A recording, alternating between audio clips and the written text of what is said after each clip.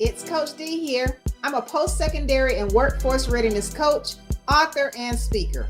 And I'm empowering educators, inspiring students, and transforming schools one conversation at a time. Welcome to Coach D Wants to Know, the podcast where we dive deep into all things post-secondary success. Whether it's career readiness through college, trade schools, the military, apprenticeships, or entrepreneurships, we're talking about it.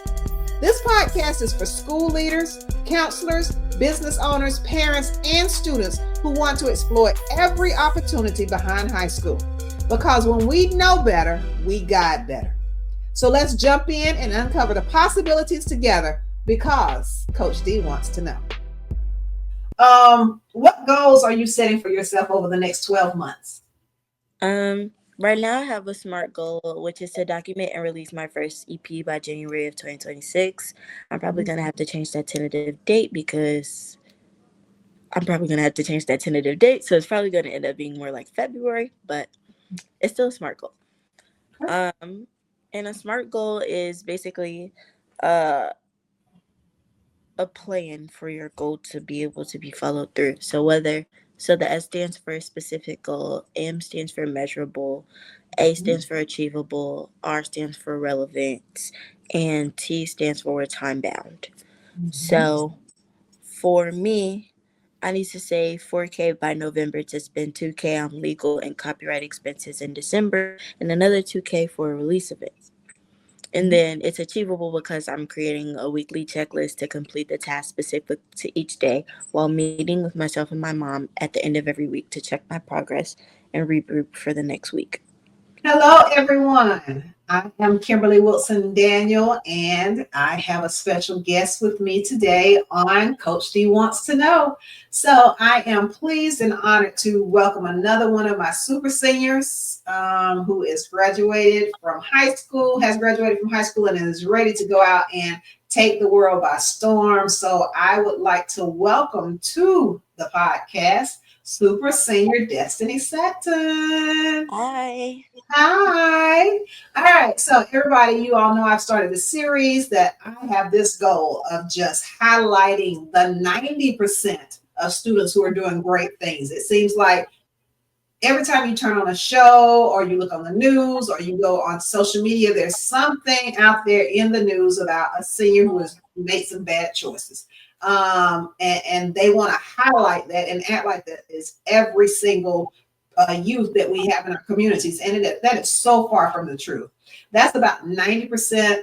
That's about 10%, that's about 10% of the students who always get all the light and all the stories and all the attention, while 90% of those students who are doing grand things in our buildings seem not to ever make it to the spotlight. They don't get as much acknowledgement for doing the things appropriately and like they are. So again, that's the reason for this series. That's the reason why I am on here. I am, taping sessions with all of these amazing seniors to make you understand that there is so much more out there. And these teams are doing great things within our buildings and in the community. And I got the pleasure right here of knowing this one for a year and seeing how she moves throughout the school, in her community, in her artist life. It's just been a great experience. And so I was like, okay, definitely got to showcase you on the show. So Destiny, just give them just a little bit about you right now, because we're going to get more into who you are as we go through this interview. But introduce yourself and tell them just a little bit about you. Hi. My name is Destiny Sutton. I am a singer, songwriter, dancer, actress, and a creative. And I just graduated from Lithonia High School and will be attending the illustrious Spelman College in the fall. As you can see, she is sporting herself. So she is a proud young lady who has been every day when it became decision day and it was ready for everybody to be announced. Seems like that she wanted to showcase Spelman in every aspect, and she's been yelling it, screaming it, and I'm so proud of her. She was accepted to so many places. But Spelman has her heart, and I am so pleased that she's actually staying around the Atlanta area for some selfish reasons because I get to still hear her sing. We'll talk a little bit about that, and I'll see if I can get her to just sing a little bit for y'all out there. You never know before we get off here, but I love to hear her sing. And she has a beautiful voice. She has a beautiful mind for arts and for the fine arts and for drama and for plays. And it's just been a beautiful experience getting to know her. And again, I want to make sure that people know that there are so many great youth that are doing so many great things to give back, and they just need somebody to make sure that they get out into the public and get seen. So let's do this. Let's get to know Destiny a little bit. So Destiny, we're gonna go through a series of questions here. Wouldn't be an educator without a list of questions and whatnot. So we've talked about Spelman, and that's where you want to go. Let's talk about what most excites you about going on to Spelman. Okay. So I'm studying documentary filmmaking with a potential minor in entrepreneurial innovation. And I think what excites me most about it is just the opportunities that you find at Spelman because the film program is relatively new. So being in a space that hasn't been fully cultivated yet, so you still have a lot of leeway on like what you want to do in the program. There are different clubs like Spelman Film Fusion, and then I still get to sing with the Glee Club, and the history on the campus, it being the number one HBCU for 18 years in a row. I mean, it's just really exciting just to be a part of something like that and having a sisterhood that you can lean on and talk to other girls about like problems that you might have, not just with like schoolwork and things of that nature, but also like I don't know, like situations that you might go through on campus. Just being able Mhm. to have people by your side and that you can talk to. Right. So how did you narrow down that particular major or that career? What when did it click for you like this is really what I would like to do? I'm not gonna lie, I don't even know if it's fully clicked yet because like even now, I know that there's a lot that I want to do in my future for sure, but I want to be able to be the most prepared to pivot and do absolutely anything and everything in the creative field.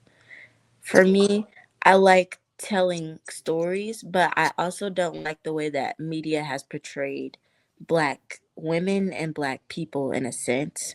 Mhm. Because they don't really give us dynamic characters like they do almost any other race specifically. Like you see the loud stereotypical black person or you see the demographic of black people in like hood neighborhoods or like single parent households or like gangbangers and shooters and action movies. You don't really see us in dynamic characters as much as you see anybody else. So I want to be able to write and tell those stories and get them out to people in the world to show them that we're not just the stereotypical person. We can be dynamic too. Beautifully said, beautifully spoken, young lady. And I think, again, that's really the reason why I'm doing this and I'm spotlighting you all as well. Because, again, just like you said, the way the young Black people are portrayed, or the young ladies in school, or the young men are portrayed in school, it's always like you all are the unicorns, you would think. And you're actually not the unicorns, you are actually the masses. You are the ones who are making these schools as enjoyable as they are.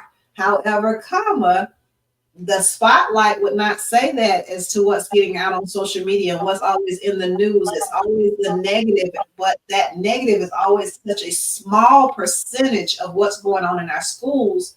And but they get the biggest light. They get the biggest audience. And I don't feel that that's right. So I really connect with what you're saying and why you want to get into the film industry and write the narratives and open up the space for people to be able to be stretched and shown in different lights and really highlight their talents and not just again like you said in a stereotypical way that they are being portrayed right now or these small roles or it's that same type of role that they're always cast into. So I definitely get it. All right, so What is one thing that people are always surprised to learn about you? That I'm a vegetarian. Yeah, I learned that. We kind of sort of had some similarities because I was vegetarian, then I went pescatarian, then I added back in chicken and turkey, in the last maybe year or so. But how long have you been vegetarian?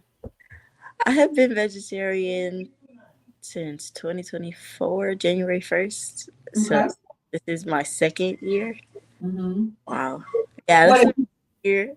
what have you noticed about yourself in that transition? I got a lot more used to being able to shift my diet. hmm So like fruits and veggies or sometimes too many carbs. It's a lot easier to go to carbs than it is to like find protein. hmm So I have to be very intentional with what I put in my body so that I'm not overloading myself with unhealthy things. But it's been a journey. And I found that I actually ended up liking cauliflower a lot more, and I don't like mushrooms. At- Now we definitely share that cauliflower. I love it between cauliflower and Brussels sprouts. Love them both. And just to know the many dishes that you can make out of cauliflower is beautiful. Now mushrooms, like when people find out you're a vegetarian, or even for people who are vegan, it's like everything is mushrooms, mushrooms, mushrooms, and I'm like, no, it doesn't have to be that. I got a mushroom burger, or we have a mushroom this, or we have no. I don't want that. There are so many other aspects of it, and you really have to expand your mindset to be able to see all of the possibilities that don't have to be mushrooms. exactly.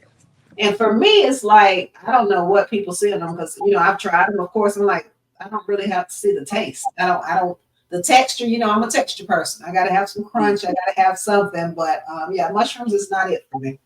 Yeah. We are definitely the same on that one. Oh, now this one you probably gonna have a little bit of difficulty answering this because you have so much knowledge in the music area and with songs. But what is your go-to hype song when you need a confidence boost? Oh, um, I'm not gonna lie. When I need a confidence boost, I pray. Um, I don't really listen to hype music or nothing like that. Okay. I'm not really actually even a hype music person. I'm more so of a like a jazz or a neo soul type person. Who's your favorite neo soul artist? I like Erica Badu. I like Cab Calloway. I like Sade. I've been getting into Sade a lot lately. So maybe Pearls by Sade. That's in no way a hype song. So please, it's a very slow song and it's actually kind of sad, but I like the song a lot. We're gonna record that a little bit more because there was a lag in it. Like I said, they'll edit it. So I'm gonna ask you again, who's your favorite neo soul artist, and we'll go through that again. Okay. Okay. So who's your favorite neo soul artist? Um, I don't necessarily have a favorite, but I would say like maybe Erica Badu. I've been getting into Sade a lot recently. I like Cab Calloway. I like Nina Simone. This is getting jazzy. Um, so we'll go with those four.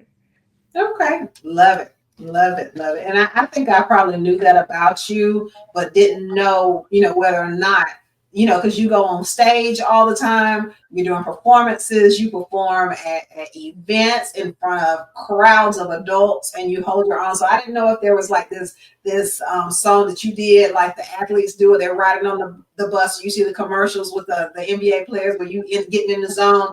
But I love the fact that you said you pray because that's definitely a testament to the fact that you have a relationship with God and that you know where to go and to lock into that higher power that helps you move through all of the spaces that you move through the way that you do.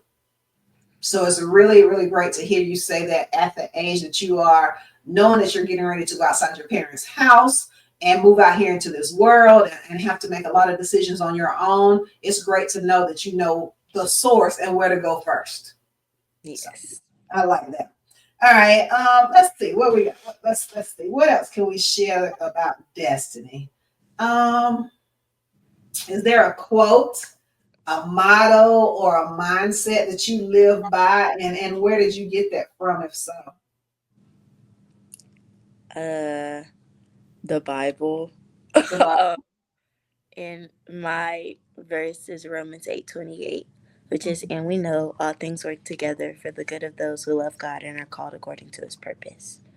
All right. So I love it again. You're tying, I think, and this just goes into my spiel, you're at your last days that you all were in, it's gonna be sad and the tears of pre-commencement and graduation and all of those. And like I remember one of your classmates was like, it's okay to cry, Coach D. And I was like, but I don't have anything to cry about.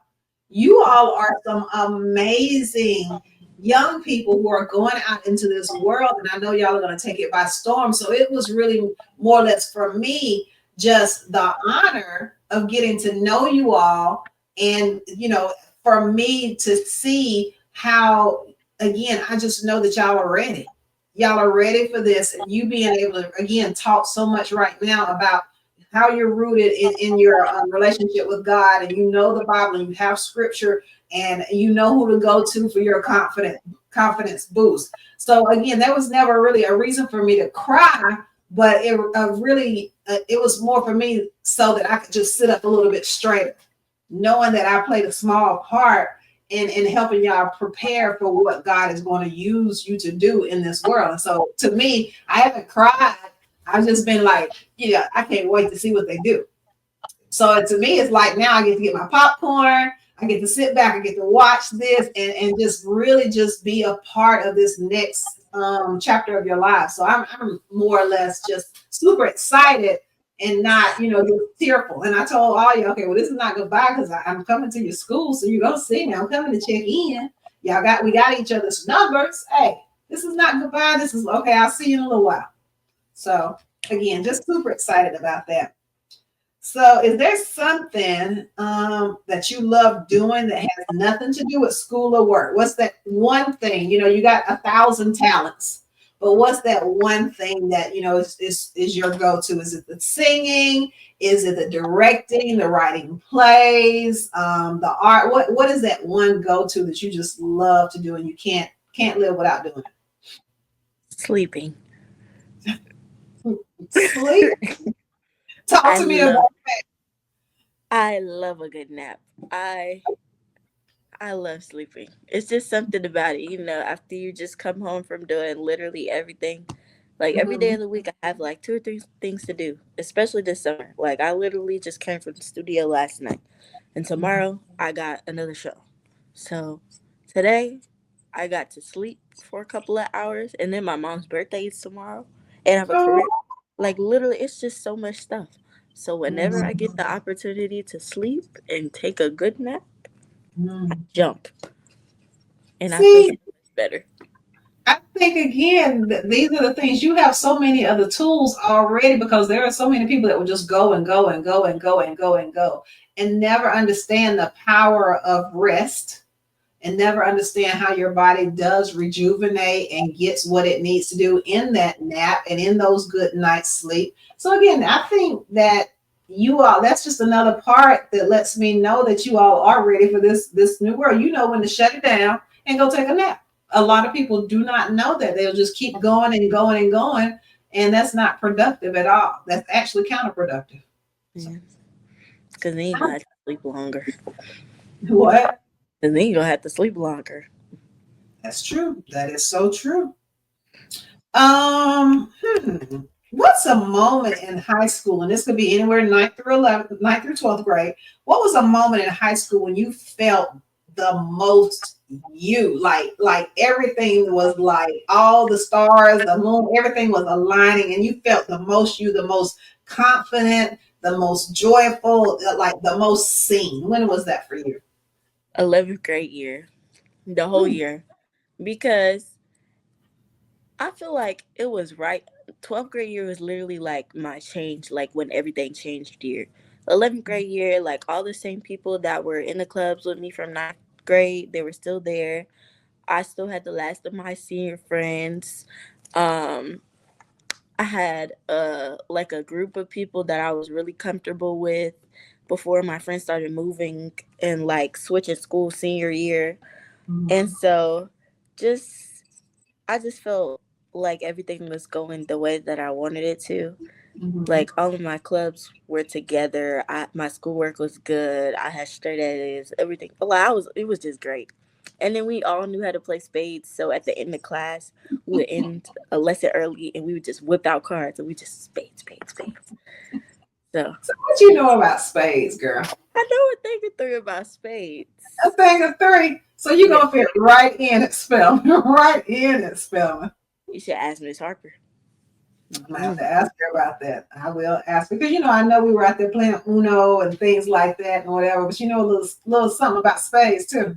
We were playing spades before you came out there. Really, Hmm. she's talking about a lot of their senior events. I think again, I even made a post about this. I think, but to see you all as seniors and to see you all doing just chill activities. Nothing had to be over the top. Nobody had to have their phones out and be all over social media, but you all actually were sitting, y'all doing old school, just chase each other. Sitting down playing Uno, movie night, just literally enjoying each other and having a good time with each other, relating to each other. Again, it had nothing to do with social media. Y'all were not out of tune. Y'all were not disengaged. Y'all are different. And again, that's why I'm so blessed to know that y'all are going to take this world by storm and you're going to do such great things out there in the world. Because again, y'all, there's something about you all, the class of 2025. Y'all are different. And it's a welcome change. And we're blessed to be able to see it take place. So we're blessed to see this. I can't wait to watch everything. All right, so you talked a little bit about 11th grade. Let's talk a little bit more about your high school journey. Um, yeah. So let's start with your story. What's one word that you would use to describe your high school journey and why? I would say evolution Evolution. Why evolution? because I really started to figure out not only who my people were, but like how I reacted to certain situations, how to like really tap into my discernment, Mm-hmm. um, how to discipline myself enough to keep the grades and things that I wanted, how to stay focused, how to navigate high school, fake friendships, Mm-hmm. relationships, just everything. So I feel like I really evolved throughout high school because it taught me a lot of things and I grew from them. And I like that the fact that you learned that in high school. There are many people who don't know that the involvement in the clubs, the involvement in SGA, the involvement in activities outside of school, before school, after school, throughout the 4 years, puts you in spaces to learn how to navigate that much sooner than when you're out there on your own. You're navigating it a little and learning more from it in a safe space as opposed to being out there in this big world where people are coming from all over the place and having to try to figure out how to navigate that, how to understand what a true friend is, what a true friendship is, what is something I need to completely block out, my boundaries. So to be able to know that at your age before you leave your parents' home, that in itself is huge. That's Yeah. huge. All right, so um, was there a turning point in high school that shaped your future goals or your mindset? Yes. When I tore my ACL. Talk to us about your ACL. What happened? What happened? Lead us up to it, and then tell us what you discovered after, during, and after. What happened? I don't even know. I don't even know. Like I was dancing at one of my what's it called? one of my things I do outside of school at YEA, which is Youth Ensemble of Atlanta. And I did something. I went to, I don't know. I went to do something. I guess might have been a jump or something. And I literally just, I fell and like twisted something. I don't know how it happened. I just twisted something. And next thing I know, I'm on the floor, but like my leg isn't like gone broken. Nothing. It just hurts bad. So I get up, I limp over there to the stage, and I went to the doctor, and they gave me crutches. But they Mhm. didn't. They just said, "Oh, you twisted your knee, like da da da da." So I'm like, okay, we cool. I take like 4 or 5 weeks. I'm off the crutches. My knee's feeling better. I could, walk on my knee. Then I started noticing that every couple of weeks I gotta put the crutches back on because my knee keep going out. So then we go to get an X-ray, and they're like, "Oh, nothing's broken. It's fine. You just probably got to keep the crutches on longer." So I kept the crutches on longer until my arms got tired, and I started using my grandma walker. That's a different story for a different time. I was rolling through the hallways in my grandma walker. At this point, it's been like 6 7 months, and I still Mhm. don't know what's wrong. Then we go and we're like, oh, we should get an MRI. So as we're on our way to the MRI, our listen majiggy shuts off, so we can't even do it. So we have to wait another 3 months for it to turn back on, so we can go get our MRI. So then we go finally, and it's like at this point it's been like a year, and I go Mhm. get my MRI, and then boom, they call us back the next day. Hey, so she's gonna have to have surgery. Um, and I'm like, what's going on? And Mhm. I think the breaking point for me was also when I've been trying to get into Golden Elegance at Lithonia High School, and I had finally made it to the audition process. I'm knowing I'm gonna get it. Like I'm literally like practicing dance every day. I was doing a good job. I learned all the routines, everything. And the day before is when they want to call me and tell me I can't do it because I surgery. Oh my. And the coach, he was thinking like I had just bailed on him or something, or like I didn't want to do it, or I wasn't confident or something else. So he was like trying to like hype me up. He was like, no, you got it, you can do it. And I'm like, no, I can't. But he Mm. so all the stuff I wanted to do, because I also wanted to play sports in high school, but that's a different story for a different day. I didn't end up playing any sports. I didn't end up dancing or doing anything like that, and I could barely do our school play. Mm. But I ended up doing that. I just put the crutches down and risked it all, but it's okay. Right. So in your mindset, being able to overcome that, what did you learn in the process that about you? that I don't like being stuck hurt because it forces me to have to sit down and just do nothing, Mhm. and that's very boring to me. Like I like to be on go. Now, granted, I like naps, but all day naps. I'm talking about for weeks, and I had the surgery 5 days before my birthday, so I didn't even Mhm. do nothing for my birthday because I was sitting in the house the whole time Mhm. trying to Mhm. recover. But you did. And then after that, I've seen you perform, I've seen you dance, I've seen you continue right along. So I think, it just might have been that situation where maybe you needed to sit down so your body and your mind could rest a little bit because you are one of the busiest people that I know. And my listeners probably don't even know half the things that you do. What is a typical week for Destiny look like when you're looking at like your extracurriculars and school and all those things? What does Destiny's typical week look like from Sunday till Saturday? So Sunday I gotta get up because I have church in the morning. And then that's usually like my rest day. Like after church, I'll just like go get some groceries, run some errands, and then go to sleep or eat some, go to sleep. Now Monday, I'm not in school anymore, so well for the summer, but so it's actually pretty nice now. But Mondays I don't really do much in the morning. Sometimes I'll write down like my SMART goals and like look at some paperwork, trying to figure out the whole GSU thing. And then later on in that day, I'll go to the Creatives of Atlanta for practice from about 7 to 11. Um, Then Tuesday, I get up. Sometimes I have rehearsal at the Atlanta Music Project because we're preparing to go to Pro Musica Mhm. in the fall. Well, in July, actually. Let me not say the fall. It's in July. Um, and then either I'll go to the creatives again for our second practice or I won't go. Wednesday, I'll go to Atlanta Music Project for practice. And that's from 6 to 8. And then I'm running around doing stuff or I'm recording or something like that. Thursday, I will I'll either perform on Wednesday or Thursday or Friday. Okay. So one of those days I might perform. Thursday, at this time I might be performing in Conyers. So go to my performance, do my performance. Probably work on some sheet music for Pro Musica and figure out some other things that I need to do for my album.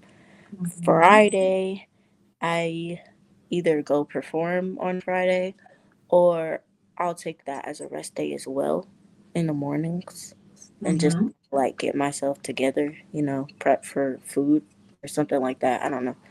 And then Saturday, I have YEA or Atlanta Music Project. Um, and at the moment, I'm songwriting. So, yeah. And then Now, Sunday, so back. that's just your normal task. But how do you weave in all those organizations that you volunteer with as well? Oh, yeah. Ooh. Dang. It depends because I got one every day of the week. Like Tuesday, I just asked them. Ooh, I missed Tuesday yesterday. I was supposed to go to Usher's New Look and I didn't go. I'm sorry. Mhm. Um, but I have Usher's New Look on Tuesdays. I have Atlanta Music Project on Wednesdays. Um, I have YAs on Saturdays. I have the creatives on Mondays and Tuesdays, and then I go with them to performances on Wednesdays, Thursdays, Fridays.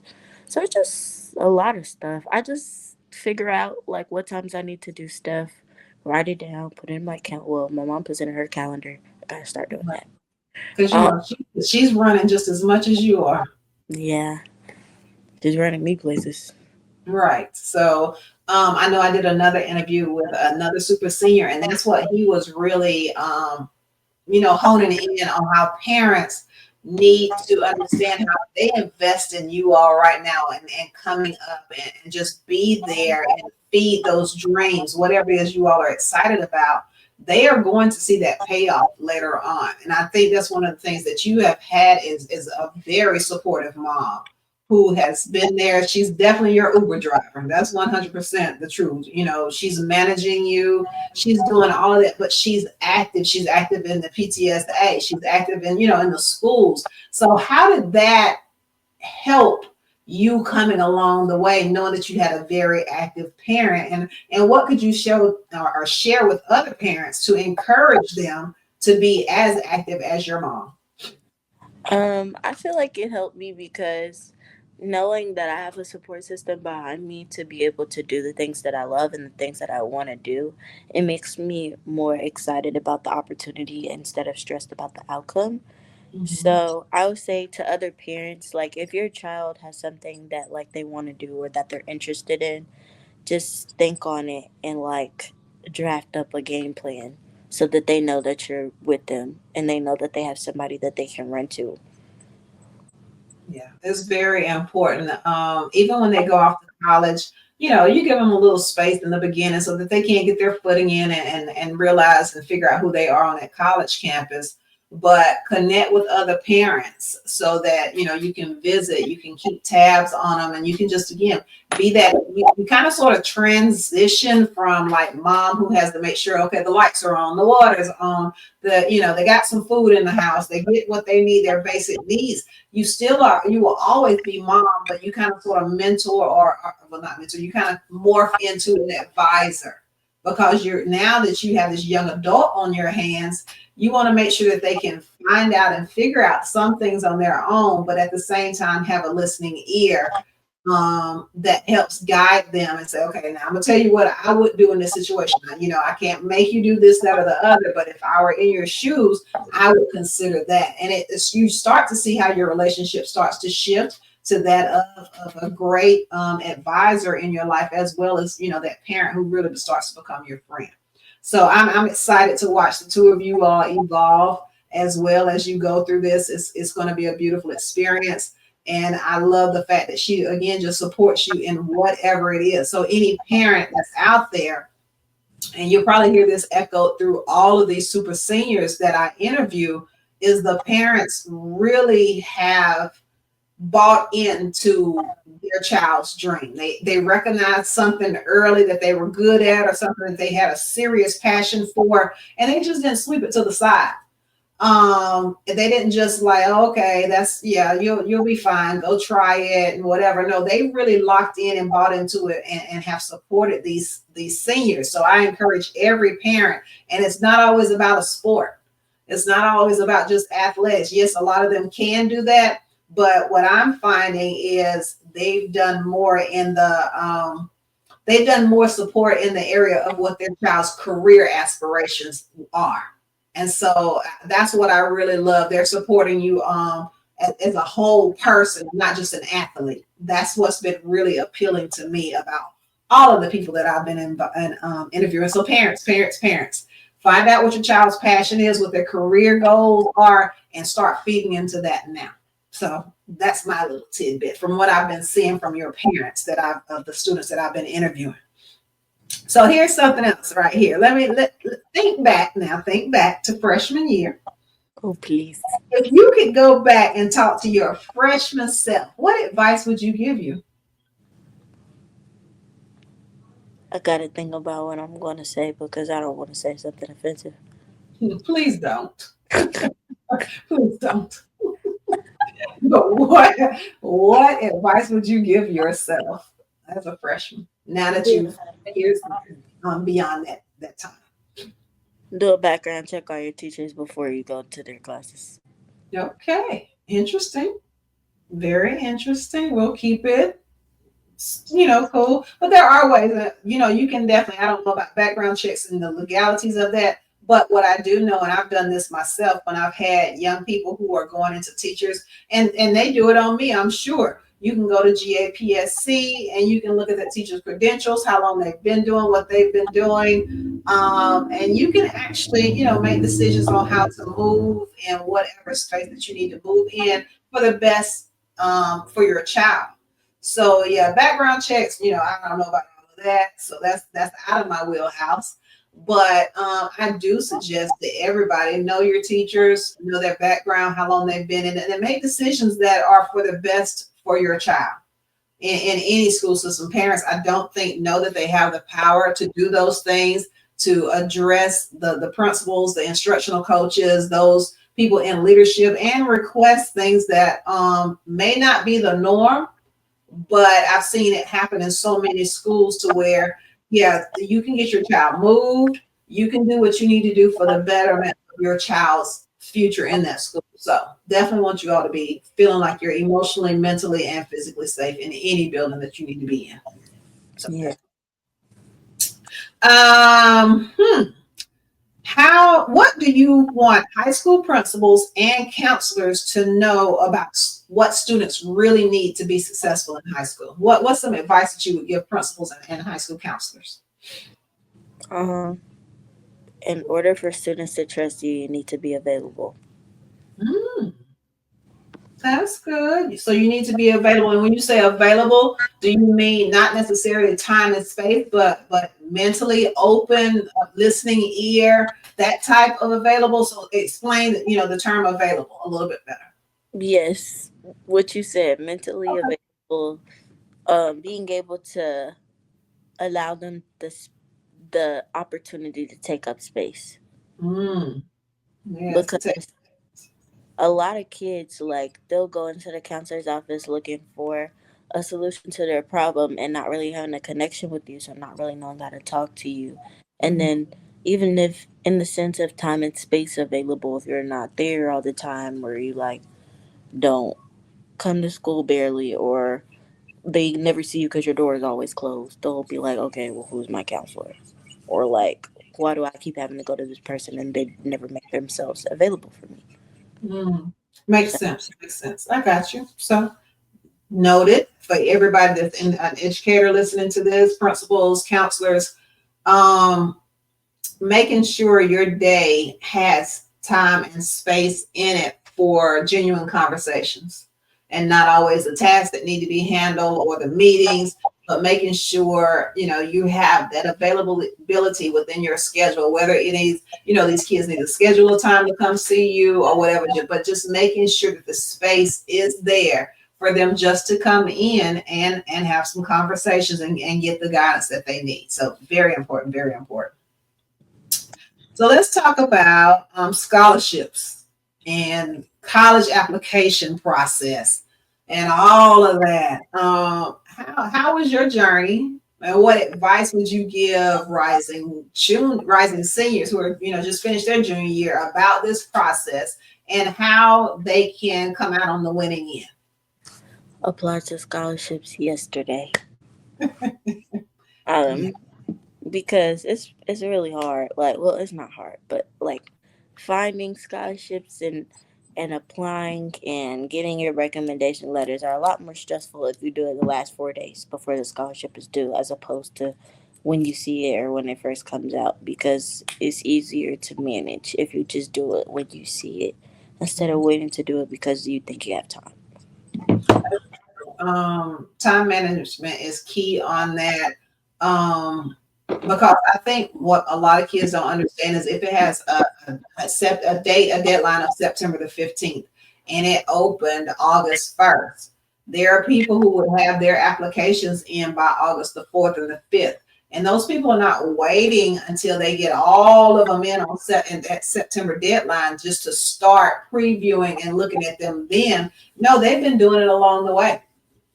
So, and sometimes in their mindsets, they've kind of sort of already gotten their mindset on who they're going to give it to based on what I've already checked. I've already gone through 15, 20 of my applications. And so this is who I would like to recommend for this. And so when sometimes when your mind gets set on it, it would have to be something really, really, really significant to come along and change or shift their mindset about it. So applying early is very important because they're going to review those early. And if I've got my mindset on the top 5 or 6, whatever that I want to recommend for the scholarship to go to the next round or whatever, like you got to be really, really, really, really top notch for them to go over your application and your scholarship essay and everything as thoroughly as they went on those that they've already sort of kind of been solid on. So it's important. I used to tell people every day at Sunday at 6:30 is scholarship party day. We're sitting at the table, parents there, we're all there, we're looking for them, we're dropping them in a spreadsheet, we're looking at the requirements, we're sending off what we need to send off, we're filling out what we need to fill out. But again, if you make it an every other day, task, then you very rarely get to the point to like what you're saying, where you're having to fill them out 4 days before. Then you're trying to chase down teachers for a recommendation. You're trying to trace down the counselors. You're trying to get the transcript. You're trying to get all of what you need, proof of what you need to put in that packet. And then since you waited so long on this one, man, this other one is due in the next 4 days, when I could have been already had that one done and already working on this next one. So it does become a snowball effect. And a lot of those big scholarships, those deadlines are before December. So you really have to jump early. Go ahead and go up in there your first few days. And yes, you're a senior. Yay. Okay. Keep it moving now. We got work to do. We've got work to do. Because as I shared again on another session that I recorded, it's not as hard to get into a lot of these institutions as long as you've been doing what you're supposed to do. Just like you said, you were highly mindful of your academics, your extracurriculars, all of that. So it wasn't easy for you to write that scholarship letter, an essay, or anything that talks about who you've been as you in high school. Grades were on point, so those things you didn't have to worry about because you was working on those. But most people think that's the biggest hurdle is to getting into the college, and it's really not. The biggest hurdle is paying for the college. So that's, again, we need to really emphasize and always pull attention more towards paying for that institution than just getting into it. So again, all of that's great advice that you would love to give. Let's see. What's something that you learned about yourself during high school that even surprised you? I'm socially selective. Explain socially selective. I'm not antisocial, but I don't talk to people. Mm. Like most So of for half of my the- go ahead. for half of my high school life, I was in the office with you and Miss Vega, and we were just. That would be true. And then That is. I just came in like every other day.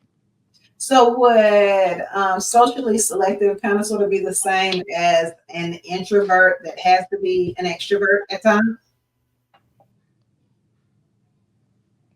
Yeah, Yeah. I don't know if I'm an introvert or not. I don't. It's weird, like, Mhm. cause I'm like a extra. I'm like an introverted extrovert, but like I'm That is extrovert. a category. It's the same. It's like, you're equally the same, depending on the situation that you're placed in.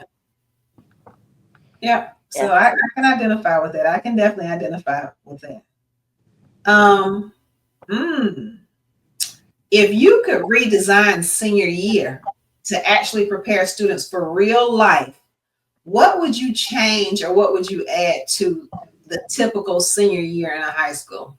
I would scratch all the classes, Oh all of God. them. No, wait, listen.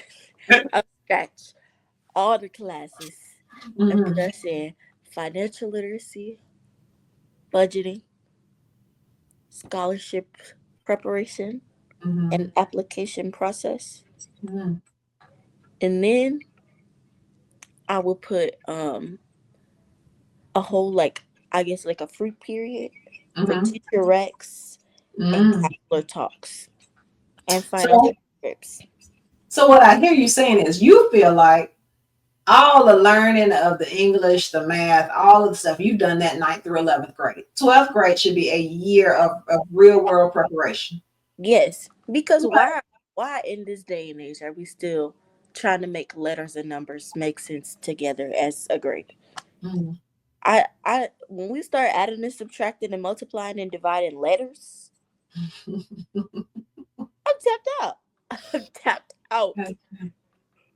I can definitely see where you're going with that as far as you got to look at it from both mindsets, especially if you're going to college. Now, I need you to keep that challenge. I do need you to keep that challenging curriculum so that you can transition to college and keep on that trajectory. So we can keep, because the courses are going to continue with that type of mentality. You're still going to be doing adding, subtracting, multiplying, dividing the letters, Yeah, even in your but we only do that for like a year and some change, and then we go into what we actually wanted to go to college for. for We're your career. doing it for 3 years, and half of us don't want to be mathematicians or scientists or Mhm. biochem or stuff like that. Like, All granted, right. I'm going to a school where the three majors are biology, chemistry, and Yeah. political science. But for a lot of people, like if they want to be an architectural engineer, okay, cool, you got math. You want to be Mhm. in healthcare, okay, cool, you got math and science. But those of us Mhm. who are like in the arts, I don't have no business doing math or science. Reading and Mhm. writing, okay. History, I've been learning about history since I was born.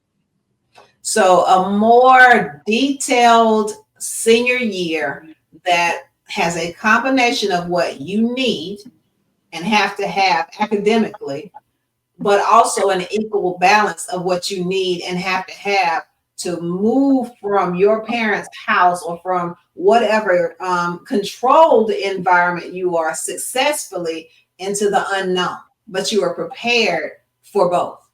Yes.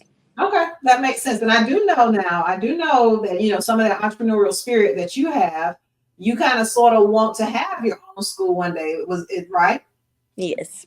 So that's where a lot of this is coming from, as far as you want to design a place for students to get not only what the state says they have to have, but also what true to your heart that they need to be successful in whatever career path that they want. So you want to talk a little bit about your nonprofit dream and your school and things like that? No, because it's still in the works. Still in the works. She's gonna keep that under wraps, y'all. She's told me a little bit about it, but I do know that she has some great plans out there. And I think that's a great transition. Just know that she does have great plans. Let's talk about what's next. Let's transition into what's next. What goals are you setting for yourself over the next 12 months?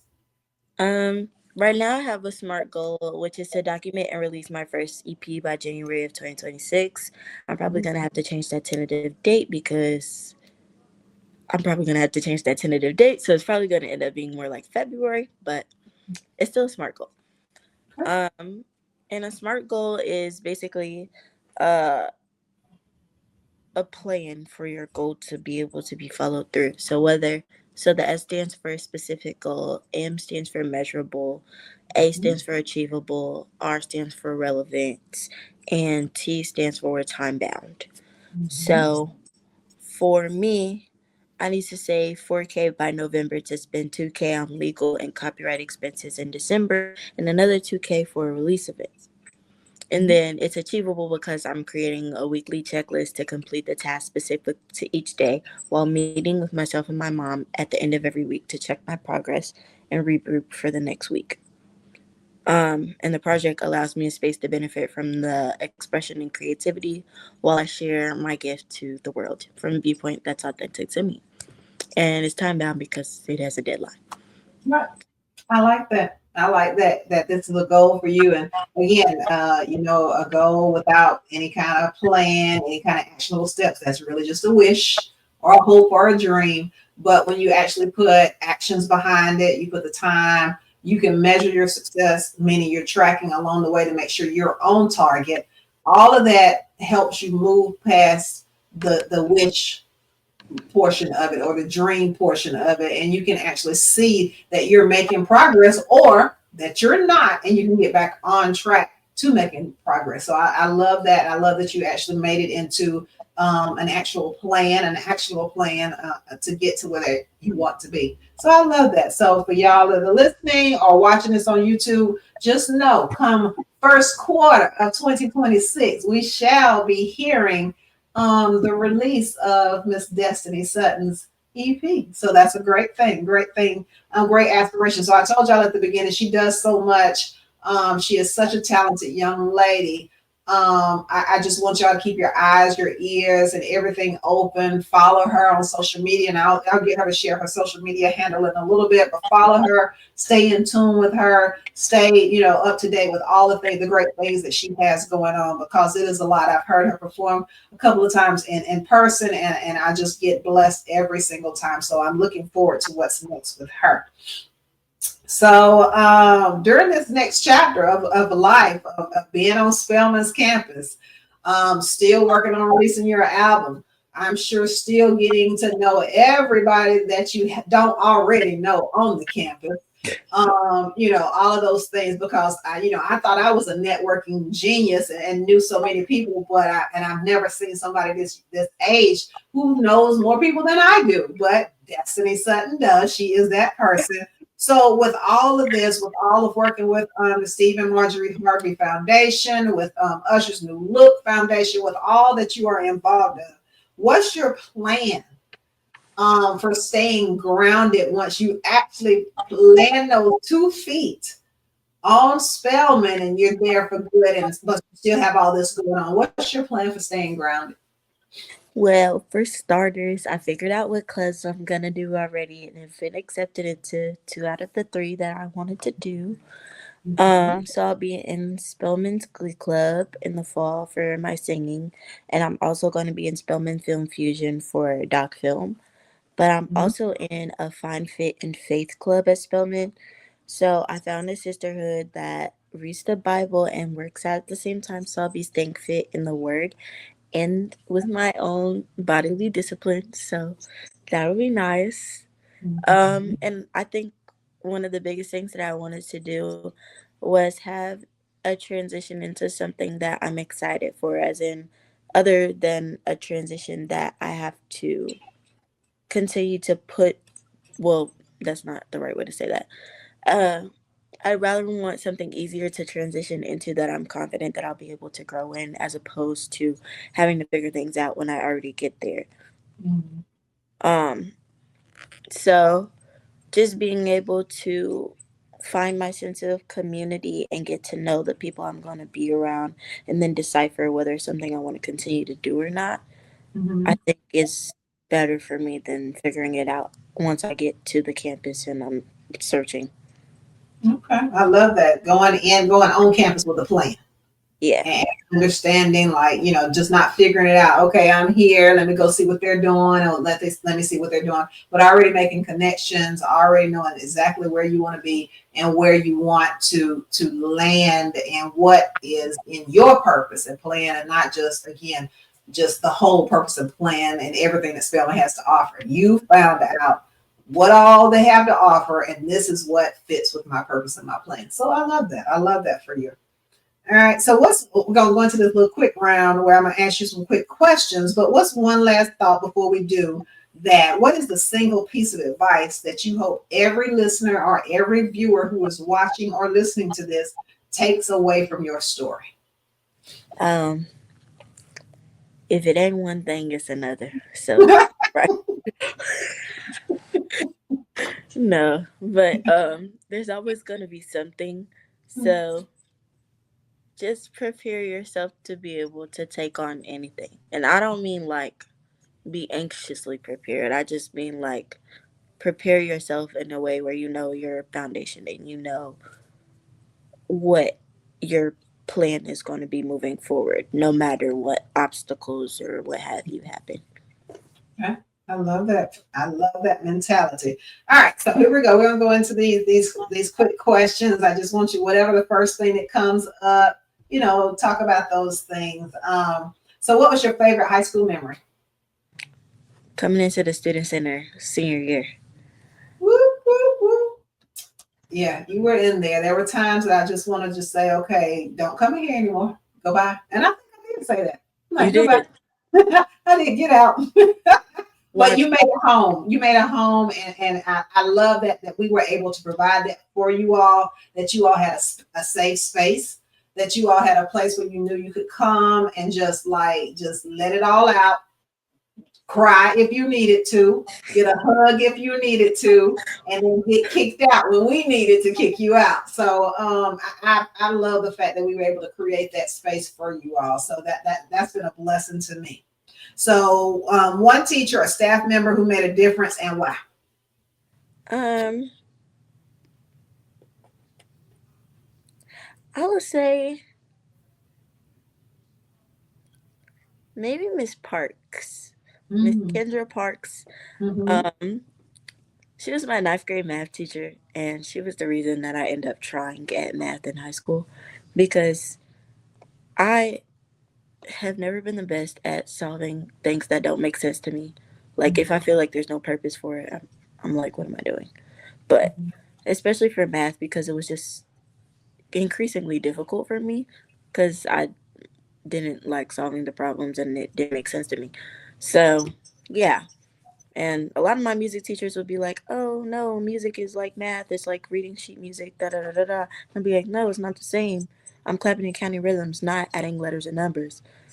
So yeah, but Miss Parks, when she first like had me as a student, she taught me how to like be disciplined in solving it. And she was always very supportive and she was kind hearted. And then she told me about Ladies of Distinction, and when I joined that, I found my first sisterhood at Latonia High School. Yeah, So yes. love that. What's the biggest thing you're gonna miss about high school? Uh Maybe the routine. Mm, I always that's knew what I was good. doing. Yeah. There was always a structure. It probably won't take you very long when you're on Spelman's campus to get your routine together. Again, you're going to have the exciting parts of them welcome you to campus and all the hype and everything that'll go on, I'm sure, those first couple of weeks. But I think, within your first month there, you will have gotten yourself, because that's one thing you thrive on, is a routine and being able to make sure your day makes sense to you. So I don't have any worries about you being able to do that there as well. Um, what's your dream job or dream life 10 years from now? I don't have a dream job. I'm not even going to lie to you. I just want to be creative and financially free.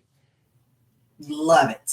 Financially free. Yes. And using what God gave you, your God given creative talent, because you have more talent in your pinky finger than most people have in their entire body. So that's a blessing. He has truly blessed you. Oh, and this last one, you being this film creator and all, and the producer, you produce so much, you write so much, you direct, you do all of that. If your life were a movie, what would the title be?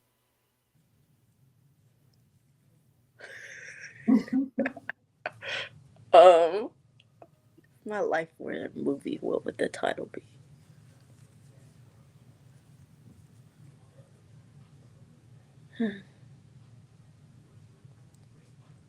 Sigh. Destinies. I don't Yes, know. I. I don't even know. Hmm. Maybe just self-titled Destiny Mm. with a Des- period. with a period. Okay. Explain destiny with a period. Yeah. I like that. Destiny with a period. Because to me, again, that it's so much your life and you and your talent and your dreams and your goals. Yeah, that's bold and just like you are. And I think it says a lot because take me as I am, period. This is who I'm coming as, this is who I am, this is what I stand for. Yeah, that fits you. That's a good one. Self, Nice. that's a good one. All right, so we're going to round this out. I definitely want to thank you so much for being here. This last question: what's one thing you would like to be remembered for as we end this episode?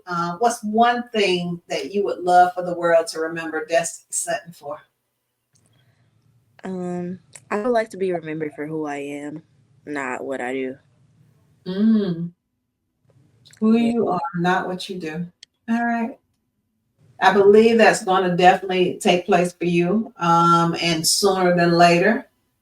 Because once people really get to know you and know your heart and know what it is you want for women, for Black women, and how you're going to do everything you can to make sure that they get every accolade, every flower that they deserve.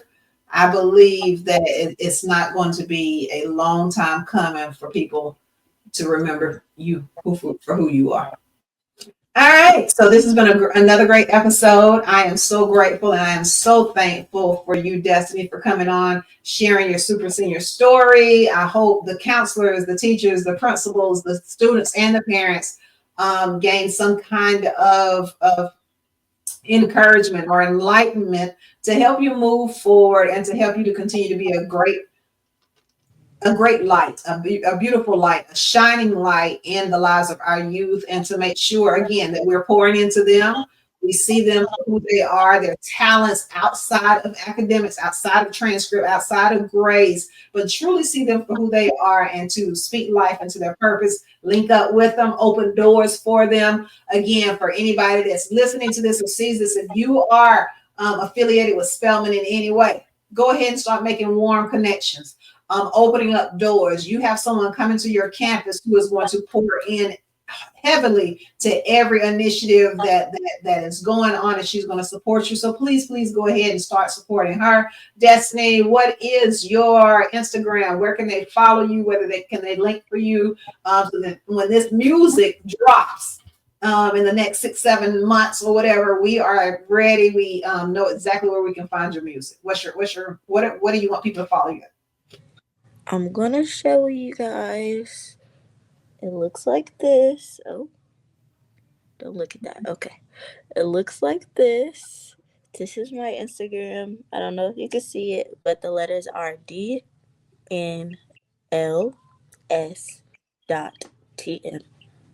DNLST dot.